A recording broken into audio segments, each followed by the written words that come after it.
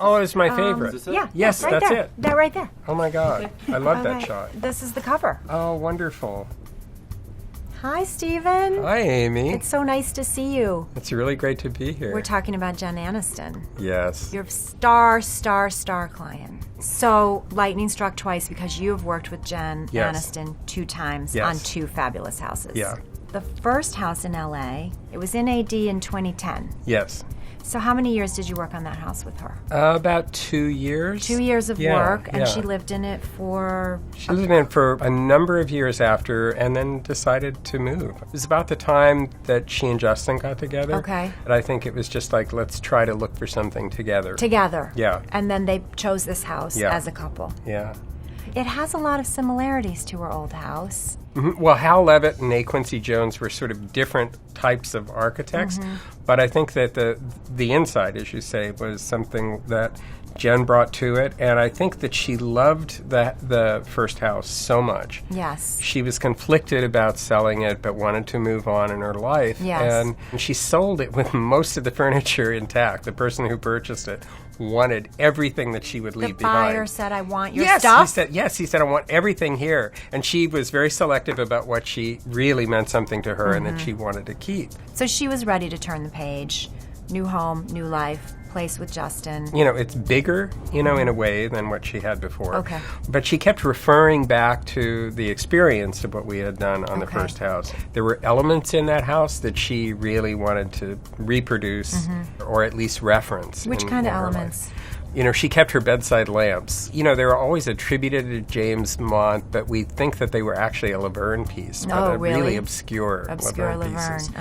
The house has a really cool kind of an Asian feel, Japanese feel, and certainly that vibe was in the old house too. I think this house is a little more eclectic in terms of the approach to Yes. everything. When you bring these two sort of disparate backgrounds together and then you're forming this union, it's a lot of give and take on Yeah, both sides, yeah, I think, in yeah. terms of style and how you do live. And I think she mentioned learned that. a lot. Yeah, she said she realized working on this house Yeah. with him and with you that he had to have his input Yeah. and should have his input, and that just saying no was not a collaborative way Yeah, to yeah, approach yeah. the house. Justin came in with a much more of a New York sort of sensibility. Okay. I mean, it's black. Yep, yeah. The outfit's A lot black. of black. The bikes are black. Yeah. Do you want a black house?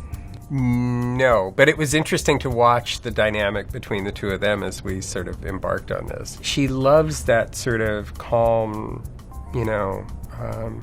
sensibility. Like Zen. Yeah, Zen was one of the first words she used when we Okay. were talking about the first house. Should we talk about some of the pictures? Sure.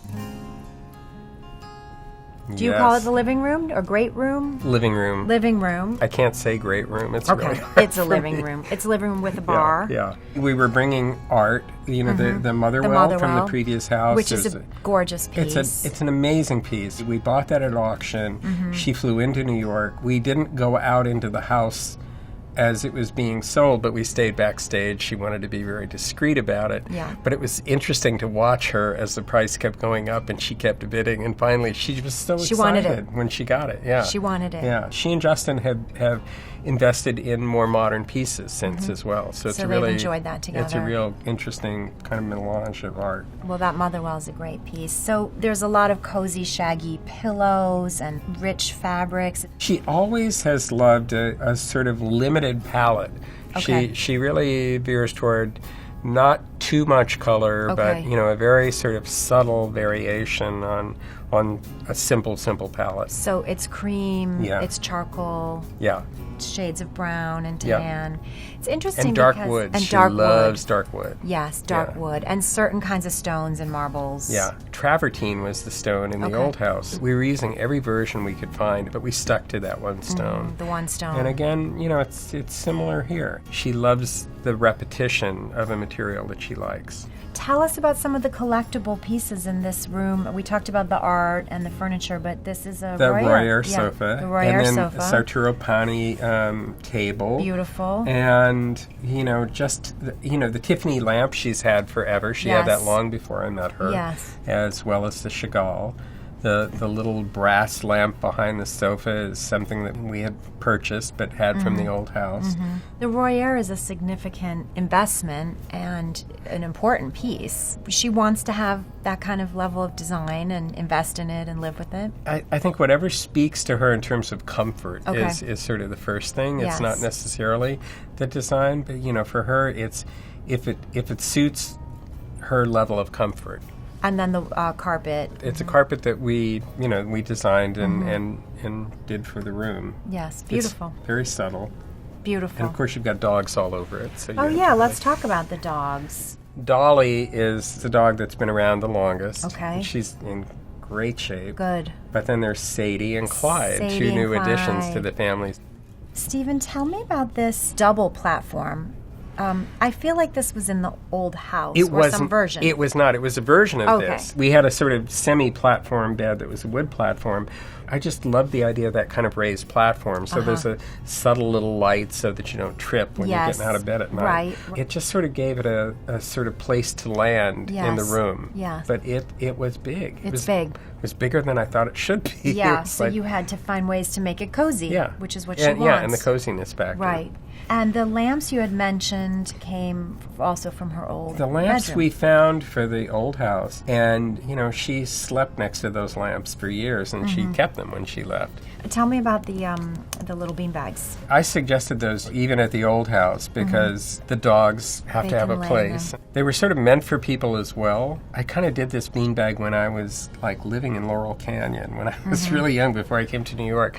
And I thought instead of doing the traditional beanbag, I would just do this big disc and then turn it around. Okay. And so that's kind of what these are, but it's a fake fur. And the dogs love it. They love it. So we've made several versions of these. They're great. Let's talk about the kitchen because I think it's fantastic.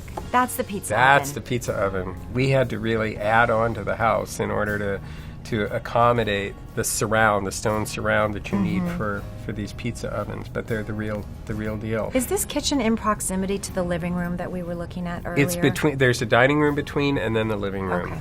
And are these BDDW? No, these are Blackman Cruise. Blackman Cruise. They're so heavy. Are they? You can't move these are so things. heavy? You can't lift them. You can't move them. You can't drag them across the floor. You can. You can. I mean, we have little felt pads on them, but they're really difficult to move around. But they're awesome looking. They're good looking. Yeah. Very good looking.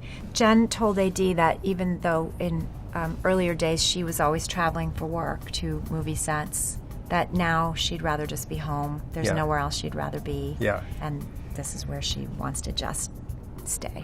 Yeah. Stephen, tell me what space we're looking at here. It's Jen's office. Jen's office. And this beautiful desk, she called it a power desk.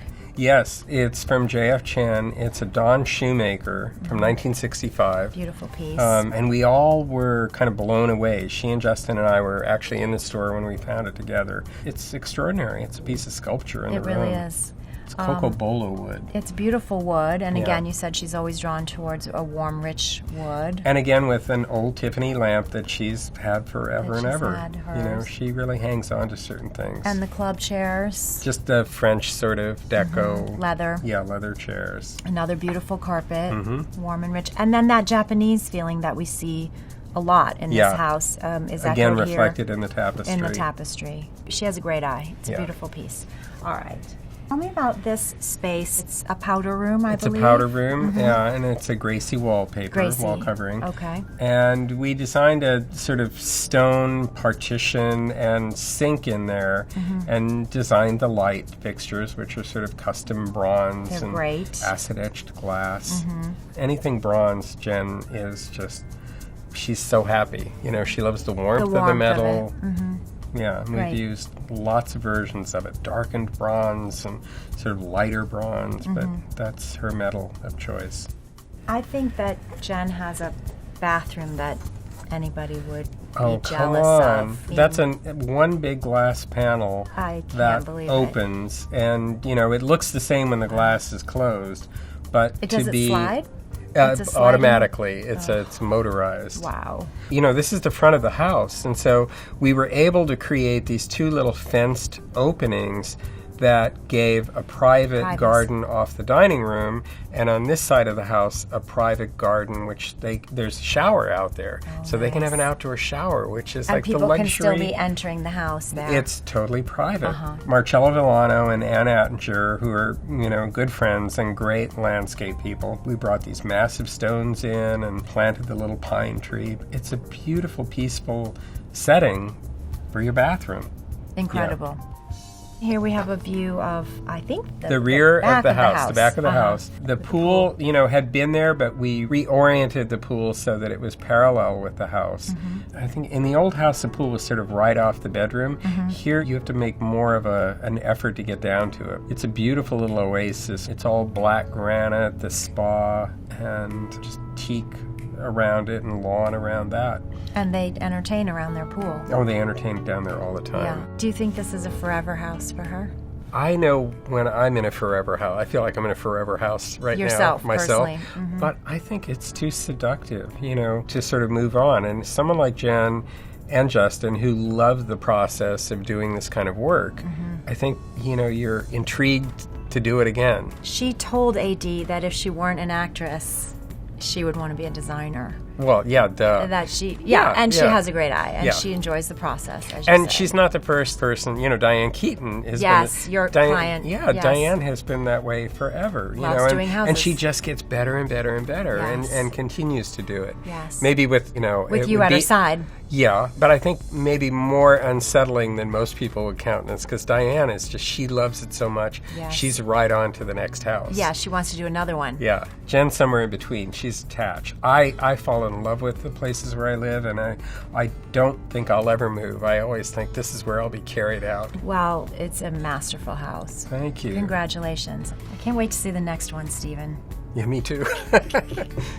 Fingers crossed.